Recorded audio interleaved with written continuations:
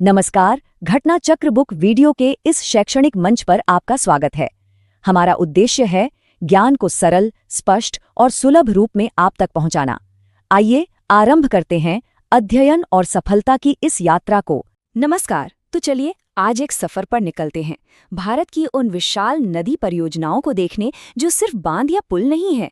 ये तो इंजीनियरिंग के वो कमाल हैं जो देश की तरक्की को रफ्तार देते हैं। तो आइए साथ मिलकर इन बड़ी बड़ी संरचनाओं के पीछे की कहानियों को जानते हैं। तो चलिए शुरू करते हैं एक सवाल से।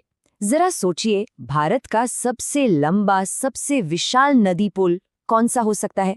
एक हिंट देता हूं, ये उत्तर पूर्व भारत में है।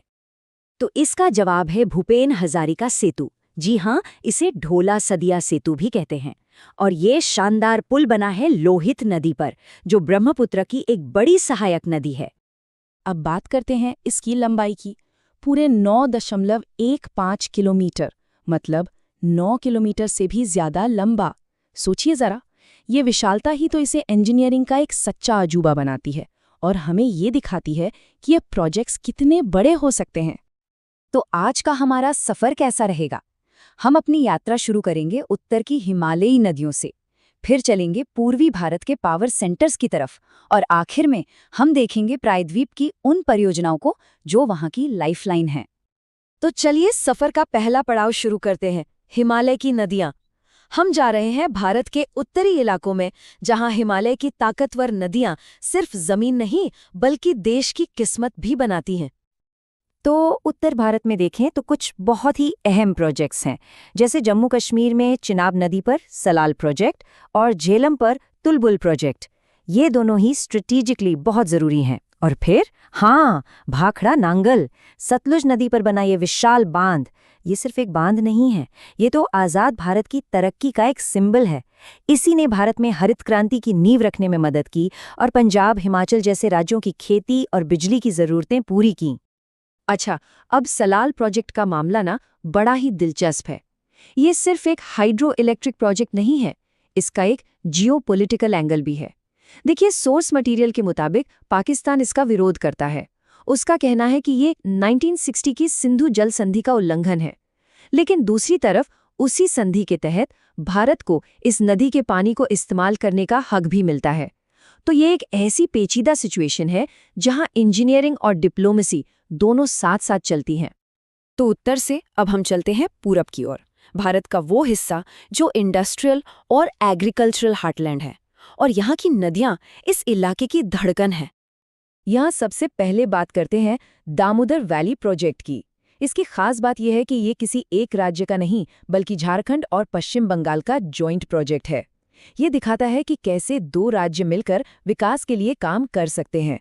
और हाँ, अय्यर बांध जो दामोदर नदी पर है, वो भी इसी प्रोजेक्ट का हिस्सा है।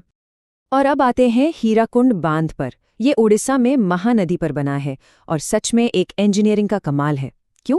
क्योंकि ये भारत का सबसे लंबा मिट्टी का बांध है। सोचिए, कंक्रीट या स्टील से नहीं बल्कि ज्यादातर मिट्टी से बनी इतनी बड़ी दीवार जो एक विशाल नदी को काबू में रखती है। देखिए, हीराकुंड जैसे बांधों की सबसे बड़ी खूबी यही होती है कि ये मल्टीपर्पस होते हैं। मतलब इनका काम सिर्फ बिजली बनाना नहीं है, ये बाढ़ को कंट्रोल करते हैं, खेतों तक पानी पहुंचाते हैं और तो और मछली पालन में भी मदद करते हैं। मतलब एक प्रोजेक्ट और समाधान कई सारी मुश्किलों का। तो चलिए अब अपने सफर के आखिरी पड़ाव पर चलते हैं, प्रायद्वीपीय भारत यानी साउथ इंडिया। देखते हैं यहाँ की उन ऐतिहासिक परियोजनाओं को जो इस पूरे क्षेत्र की लाइफलाइन है। देखिए, दक्षिण भारत के प्रोजेक्ट्स की अपनी एक अलग ही कहानी है। जैसे कृष्णा नदी पर नागार्जुन सागर बांध, जो अपने बहुत बड़े रिजर्वॉयर के लिए जाना जाता है। इसका नाम भी एक प्राचीन बौद्ध फिलोसोफर के नाम पर रखा गया है। फिर है कावेरी पर बना शिव समुद्रम प्रोजेक्ट। ये तो सिर्फ भारत ही नहीं बल्कि एशिया के सबसे पुराने हाइड्रो इलेक्ट्रिक प्रोजेक्ट्स में से एक है। इसने 1902 में ही काम करना शुरू कर दिया था। और हाँ, केरल का पल्लीवासल प्रोजेक्ट, इसका भी अपना एक खास ऐतिहासिक महत्व है। तो पल्लीवासल की बात करें तो ये ऐतिहासिक रूप से बहुत अहम है। मार्च 1940 में जब इसका उद्घाटन हुआ तो ये केरल का पहला हाइड्रो इलेक्ट्रिक पावर स्टेशन बन गया। कह सकते हैं कि ये उस इलाके के लिए एक नए मॉडर्न एनर्जी युग की शुरुआत थी। तो हमने उत्तर से लेकर दक्षिण तक का ये सफ़र पूरा किया, पर अब सवाल ये उठता है कि इन बड़े बड़े प्रोजेक्ट्स का आखिर मतलब क्या है? इनका असर क्या हुआ? ये सिर्फ कंक्रीट की दीवारें नहीं हैं, ये अपने आप में एक पूरी विरासत है। तो सार यही है कि ये प्रोजेक्ट्स मॉडर्न इंडिया की आर्टरीज यानी धमनियों की तरह हैं। ये बाढ़ कंट्रोल करने से लेकर शहरों को बिजली देने तक सब कुछ करती हैं। ये वो बुनियाद है जिस पर देश का विकास टिका है। और आखिर में एक सवाल सबके लिए, भारत की ज़रूरतें लगातार बढ़ रही हैं, तो ऐसे में आने वाली पीढ़ी की नदी परियोजनाएं कैसी दिखेंगी? क्या हमें और भी बड़े बड़े बांध बनाने होंगे, या फिर टेक्नोलॉजी और एनवायरनमेंट को ध्यान में रखकर कुछ बिल्कुल नया सोचना होगा? ये एक ऐसा सवाल है जो आने वाले कल की दिशा तय करेगा।